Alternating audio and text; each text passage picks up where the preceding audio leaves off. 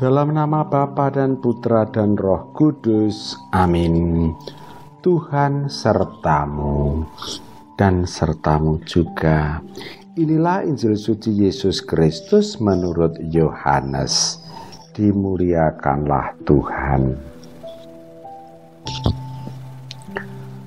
Sekali peristiwa orang Yahudi mau melempari Yesus dengan batu. Tetapi kata Yesus kepada mereka, "Banyak pekerjaan baik yang berasal dari Bapa-Ku, Kuperlihatkan kepadamu. Manakah di antaranya yang menyebabkan kamu mau melempari Aku dengan batu?"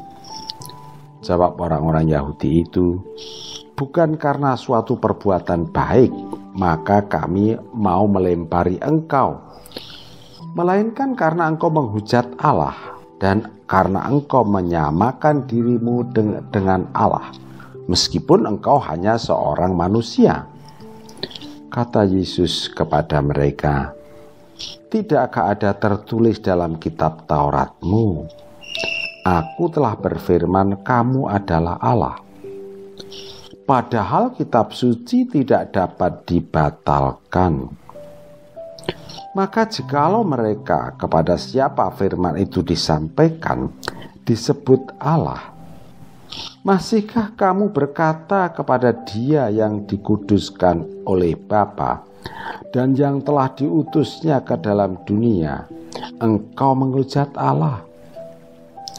Karena Aku telah berkata kepadamu, Aku anak Allah. Jikalau Aku tidak melakukan pekerjaan-pekerjaan Bapa-Ku, janganlah kamu percaya kepadaku. Tetapi jikalau Aku melakukannya dan kamu tidak mau percaya kepadaku, percayalah akan pekerjaan-pekerjaan itu, supaya kamu boleh mengetahui dan mengerti bahwa Bapa ada di dalam Aku dan Aku di dalam Bapa." Sekali lagi mereka mencoba menangkap Yesus, tetapi Ia luput dari tangan mereka. Kemudian Yesus pergi lagi ke seberang Yordan, ke tempat Yohanes dulu membaptis orang, lalu tinggal di situ. Banyak orang datang kepadanya dan berkata, "Yohanes memang tidak membuat satu tanda mukjizat pun. Tetapi semua yang pernah dikatakan Yohanes tentang dia, orang ini benar." Dan banyak orang di situ percaya kepadanya. Demikianlah Injil Tuhan. Terpujilah Kristus. Saudara-saudara umat paroki Santa Maria Fatima Banyumanik yang dikasihi Allah dan yang saya gemateni, pada tanggal 3 April ini saya ingin mengajak Anda merenungkan ungkapan dan perwujudan iman. Saudari-saudara, dalam pembicaraan sehari-hari kita kerap kali mendengarkan ungkapan jarkoni atau gajah diblangkoni. Oh, Anda tahu semua artinya. Ujung ujar ra iso nglakoni dan iso kojah ra iso nglakoni. Tetapi dalam hidup beriman ada pemilahan lain, yaitu ungkapan iman dan perwujudan iman. Untuk jelasnya, saya akan memulai renungan ini dengan kisah asmara pendek. Ada seorang pemuda, katakan namanya Agus, yang rayuannya maut kepada gadis kesayangannya yang bernama Hetty. Hampir setiap hari dia kirim WA berisi puisi-puisi yang indah. Dikatakan, kupu-kupu biru berselendang ungu, bawalah mimpiku pada dia, agar dia tahu aku amat menyayanginya. Atau yang lain, setiap musim hujan ini cintaku semakin bersemi. rindang sejuk nyaman. Atau lain lagi, wahai engkau selalu yang hadir dalam mimpi-mimpiku. Aku rindu. Aku rindu hari itu ketika orang tuamu menerima pinanganku. Lalu Hetty setiap kali membaca itu senyum-senyum, hatinya berbunga-bunga, lalu merasa menjadi lebih cantik karena rayuan itu.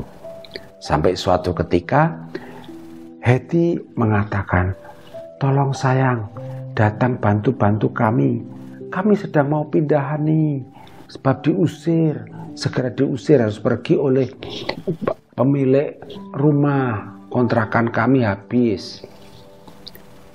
Cowoknya jawab, baik sayang, aku akan hadir, aku akan bantu. Nanti ya kalau tidak hujan. Jadi saudara-saudara, rayuan-rayuan hebat yang indah itu cuma kalah dengan hujan. Lucu kan? Saudara-saudara, rayuan Agus tadi adalah ungkapan cintanya. Sedangkan kesanggupan membantu kalau tidak hujan ini adalah perwujudannya. Dalam hidup beriman ada saja orang yang doanya kenceng, misalnya harian pol, doa malaikat Tuhan, doa kerahiman ilahi, doa koronka, rajin baca kitab suci, hadir setiap ada kegiatan ziarah. Tetapi banyak orang yang dilukai dengan kata-katanya dan dirugikan dengan perbuatannya.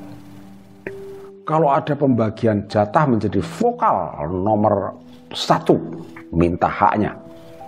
Tapi kalau ada tugas atau urusan yang harus dikerjakan, pura-pura tidak dengar.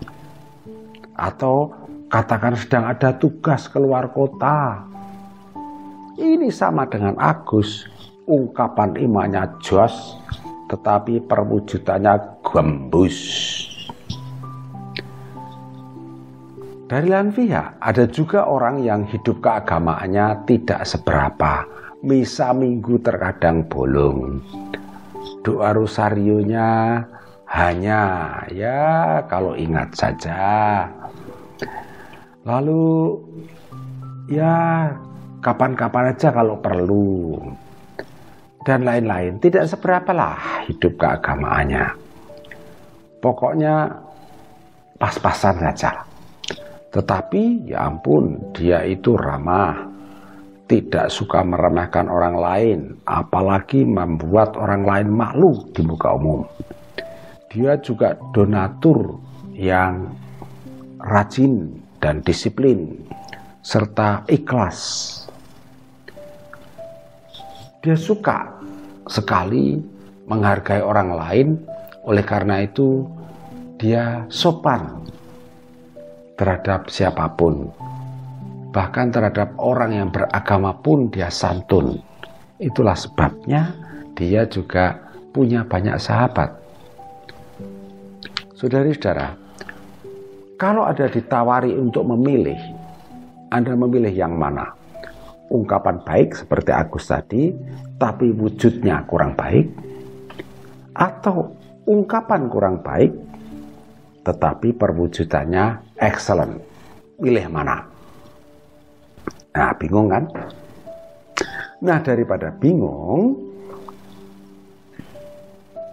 ambil saja pilihan ketiga, yaitu mensejajarkan ungkapan iman dan perwujudan iman. Mengapa demikian? Yesus itu dekat dengan Allah, oleh karena itu penuh dengan kuasa Allah. Doanya ya kenceng, perbuatan baiknya ya kenceng, omongan baiknya ya kenceng. Itu ungkapan imannya dan perwujudan imannya sama-sama kenceng. Sayang sekali bahwa orang-orang Yahudi yang ada di sekitar Yesus yang kita dengar dalam bacaan Injil tadi lebih mementingkan ungkapan iman daripada perwujudan iman. Saudara-saudara, Kalau demikian, kita pastikan bahwa kita akan terus-menerus berusaha mensejajarkan antara ungkapan iman dan perwujudan iman. Apakah itu mungkin? Mungkin saja atas pertolongan Yesus Kristus dalam Roh Kudus. Amin. Kemuliaan kepada Bapa dan Putra dan Roh Kudus, seperti pada permulaan, sekarang, selalu, dan sepanjang segala abad. Santa Maria Fatima, doakanlah kami. Dan semoga kita selalu mengalami berkat Allah yang Maha Kuasa, Bapa, Putra, dan Roh Kudus. Amin.